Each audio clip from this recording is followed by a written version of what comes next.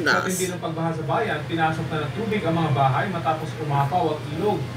Isang tulay ang naputol dahil sa malakas na agos ng tubig. Nasa 4 na Nagpasalamat kayo ng Caritas Manila, si Mariana Basmulgo at Donald Garcia. Inanod naman ng baha isang pick-up na may sakay na 17 pasahero sa barangay Cantulog sa Carmen, Cebu. Umapaw kasi ang tubig sa isang sapa doon dahil sa malakas na ulan. Ayon sa ulat ng Super Radio Cebu, 10 ang nailigtas at isa ang natagpuang patay. Patuloy ang search and rescue operations sa 6 na iba pa. Isa pong ipo-ipo o water spout ang namataan sa baybaying dagat ng Mindoro at Batangas. Nabubuko ang ipo-ipo dahil sa isang matinding thunderstorm. Kita po mula sa laot ng Mabini, Batangas, ang buwis and budo na tulak. Kitang-kita. 30 minuto ang ipo-ipo. Motor. Halos doble ang lakas ng ipo-ipo kumpara sa hangin na taglay ng isang bagyo na may signal number 5. Kaya pinapaalalahanan po ang mga mangingisda na huwag munang tangkain malahot kapag may nakitang ipo-ipo.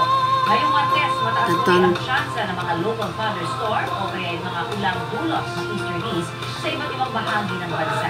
Base sa rainfall forecast ng Metro Weather, posible po ang heavy to intense rain sa ilang lugar na maaaring magdulot ng baha o landslide.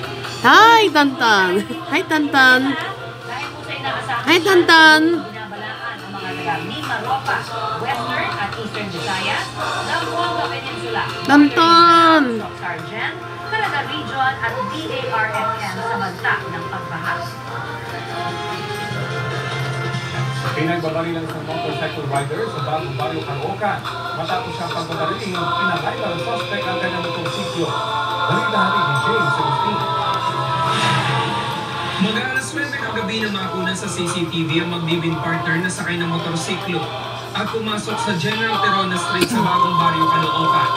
Pagdating sa gitnang bahagi ng kalsada, bigla na lang pinagbabaril ang isang lalaki ang motorcycle rider. Kahit nakatumba na ang rider, ilang ulit pa siyang pinaputukan. Ang kinakasama ng biktima na patakbo.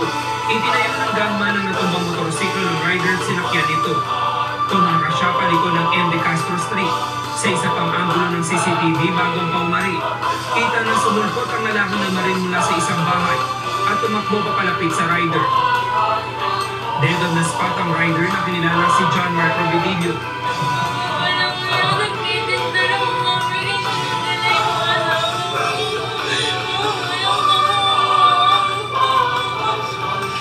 Kwento ng kinakasama magde-deliver sila ni John Mark ng mango greenhouse sa lugar.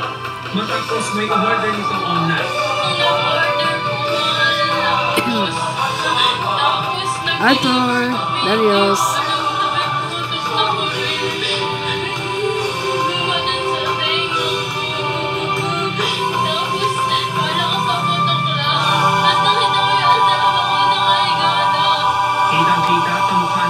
Salamat, Kabanalig! Sa 15 taon na po ang programa Kids With Us. Taong 1990 na yun, 2024 na yun, radyo na simahan. Binugbog niya yung asawa ko kasi talo siya, kinuha niya yung pera ng asawa ko. Ay lahat ng tao dun kung sino siya. Naglalakad lang siya, hindi namin napansin na nandun siya. Iniimbestigahan na ng Caloocan Police ang insidente. James Agustin, nagbabalita para sa GMA Integrated News. Ang pisada ngayong Tuesday, mga mare at pare. Nagsimula na ang Philippine Canadian South sa kanyang comeback as Cassiopeia sa Encantadia Chronicles Sangres. Kinumpirma niya ni Direk Mark Reyes sa isang Instagram post. Spotted na si Seth Soler para sa kanyang paganap bilang si Mata ng Encantadia. Excited na nga raw si Solen sa tapatan niya ng friend na si Mia Ramos. Nagaganap naman bilang evil twin niya na si Medana. Mga mare po kay Cassiopeia, back in action na rin sa TV ang Sangres na sina Sandy Lopez, Kylie Padilla, Liza De Castro at Gabby Garcia.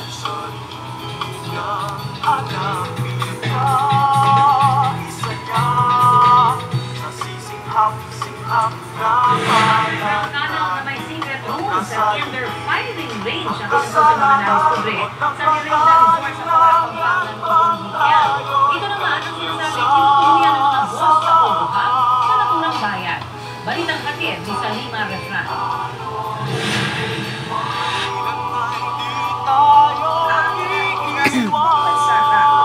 Libertasyon. Resort na ito sa Porac, Pampanga. White House o mansyon ang tawag dito ng presidente. Ang 2 hektaryang property, may 3 mansyon, swimming pool, at man-made na pool na may pavilion facility na. Pero ang magandang lugar na ito, pwede na sa mga sikreto. Sa kisang ng search warrant, sinalakay ng iba't ibang unit ng pagpapapulis ang compound Sabado ng umaga. Buluyan at isiniraw dito ng tayo ang operator sa Chinese Big Bosses ng malapit lang na Lucky South 99. Ang igat na kukulat nilagay ang otoridad dahil ugat umunod ng iba't ibang scam, kidnapping, illegal detention, torture, human trafficking at sex trafficking. Hinahanap pa rin ho natin yung sinasabi nilang mga Chinese na nakatakas and mga boss na wala pa. At purpose nga baka sa human trafficking na meron pa tayo nakuha doon. Nakalimutin na mga CCTV at mga asong lugar. May sarili rin itong halita.